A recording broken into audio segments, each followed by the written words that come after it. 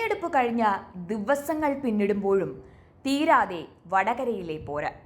തന്നെ വർഗീയമായി ചിത്രീകരിക്കാൻ CPM ശ്രമിച്ചു എന്ന ആരോപണം ആവർത്തിച്ച മണ്ഡലത്തിലെ UDF സ്ഥാനാർത്ഥിയായ ഷാഫി പറമ്പിൽ വീണ്ടും രംഗത്തെത്തി. തിരഞ്ഞെടുപ്പിനായി താൻ വടകരയിലേക്ക് എത്തിയ സമയം മുതൽ ഓരോ ഘട്ടത്തിലും തന്നെ ടാർഗറ്റ് ചെയ്തുകൊണ്ടാണ് CPM മുന്നോട്ട് പോയത് എന്ന് ഷാഫി ആരോപിച്ചു. തിരഞ്ഞെടുപ്പ് പ്രചാരണത്തിനിടയിലും തിരഞ്ഞെടുപ്പിന് ശേഷവും തന്നെ വർഗീയമായി ചാപ്പ കുത്താനുള്ള ശ്രമമാണ് നടന്നത്. എന്നാൽ ആ ശ്രമങ്ങളൊന്നും തന്നെ വിജയം കണ്ടില്ല. തനിക്കെതിരായ അത്തരത്തിലെ നീക്കങ്ങളെല്ലാം ജനങ്ങൾ തന്നെ ചെറുത്തു തോൽപ്പിച്ചു. വടകരയെ സംബന്ധിച്ച ചില കാര്യങ്ങൾ പുറത്തു വരാനുണ്ട് എന്നും പ്രചാരണത്തിനിടയിലെ വ്യാജ സ്ക്രീൻഷോട്ടിനെതിരെ പരാതി നൽകി ദിവസങ്ങളായിട്ടും പോലീസിന്റെ ഭാഗത്തുനിന്ന് യാതൊരു നടപടിയും ഉണ്ടായിട്ടില്ല എന്നും അദ്ദേഹം വിമർശിച്ചു. വർഗീയ ചാപ്പ എന്തായാലും തന്റെ മേൽ വീഴില്ല എന്നാണ് അദ്ദേഹം എടുത്തു പറയുന്നത്. വടകരയിലെ വർഗീയ ആരോപണത്തിന് മറുപടി നൽകവെയാണ് ഈ പ്രതികരണങ്ങളെല്ലാം. തന്നെ വർഗീയവാദിയാക്കാൻ പലരും ശ്രമിക്കുന്നുണ്ട്. അതൊന്നും ഒരിക്കലും നടപ്പിലാവില്ല.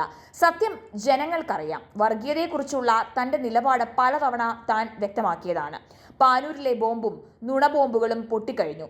ഇതിനെല്ലാത്തിനുമെതിരെ വടകരയിലെ ജനം വിധി എഴുതിയിട്ടുണ്ട്. അതിന്റെ ഫലം ജൂൺ 4 എന്തായാലും വരും. ശേഷം കൂടുതൽ പ്രതികരിക്കാം എന്നാണ് അദ്ദേഹം പറഞ്ഞത്.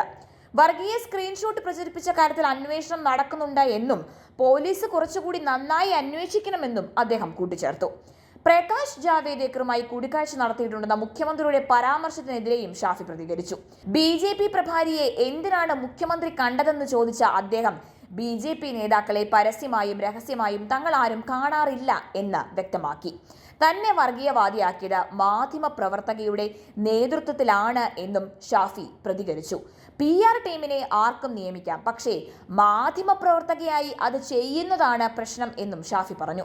അതേസമയം ജയിക്കാൻ സാധ്യത ഏറെയുണ്ടെന്ന CPM വിലയിരുത്തുന്ന മണ്ഡലങ്ങളിൽ വടകര ഇടം പിടിക്കുന്നുണ്ട് എങ്കിലും LDFനെതിരെയും സ്ഥാനാർത്ഥിക്കെതിരെയും UDF വ്യാപക വർഗീയ പ്രചാരണം അഴിച്ചുവിട്ടുവെന്നാണ് CPMന്റെ ആരോപണം. ഒപ്പം BJP കോൺഗ്രസിന് വോട്ട് മറിച്ചു നൽകുകയും ചെയ്തു എന്നും ആരോപിക്കുന്നു. News desk vision news.